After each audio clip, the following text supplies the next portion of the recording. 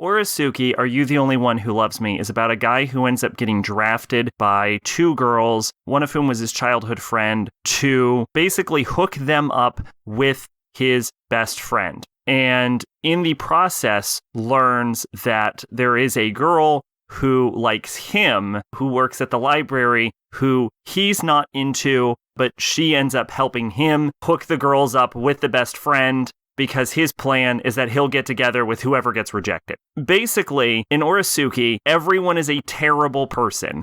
They're all incredibly manipulative, except for Cosmos. I guess you could argue Cosmos is the only one who's not a terrible person, because it's not clear whether Cosmos is actively malicious or just stupid, and I think she might just be stupid. So Cosmos is probably fine. But everyone else is definitely either actively malicious or manipulating people, or they're like straight up hostile. That's not true. Food Truck Girl's totally okay, but I don't remember her name, so that's probably not a great sign.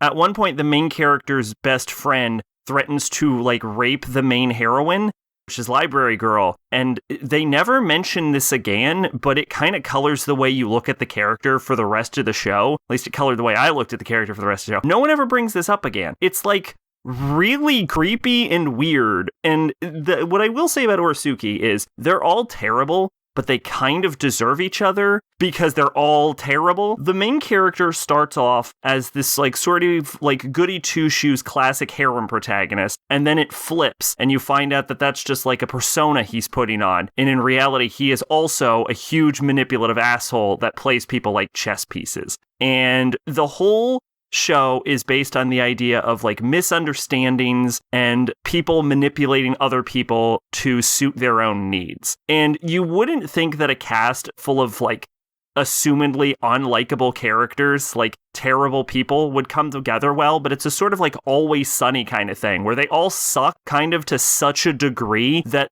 becomes their charm point. Like at first when I found out that the main character was actually a manipulating asshole, I was like, well, this doesn't seem fun at all, but like he ends up owning it, and like his personality ends up becoming like actually engaging, and that's kind of true for most of the characters in this show. The misunderstandings is also a bit of a problem with a lot of other romance series, but ORESUKI kind of makes it work because it doesn't drag on its plot lines, and it doesn't get too egregious. There are times where problems could very easily be solved just straight up dialogue, just talking to another person and calmly explaining your feelings, but I did already mention that they're all manipulative sociopaths, and I don't think they're capable of using their words to discuss their feelings in the first place. I think they might be incapable of it. The end of the show, end of the season, introduces another character, and it starts to sort of deconstruct harem genre protagonists in general, because it introduces this other like omnibenevolent guy with girls around him who like ends up like damaging the relationships around him and the people around him, and like ending up hurting their feelings because he's just like this dense harem protagonist, and you kind of see the effects that have on people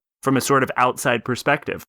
And it is interesting, even though it is undermined in the OVA, which we'll talk about next week. But yeah, ORESUKI is a surprisingly good show. It's surprisingly well written. All of the girls have a flower name, which they address flower symbology for the main heroine, Pansy, at one point, and I'm sure it's relevant for every character, but I don't know flower symbolism, and I didn't bother to look it up because it frankly does not matter to me. I guess Himawari is kind of self-explanatory. So there's definitely like layers to it. There's a surprising amount of complexity. It's well written. It's just a generally good show.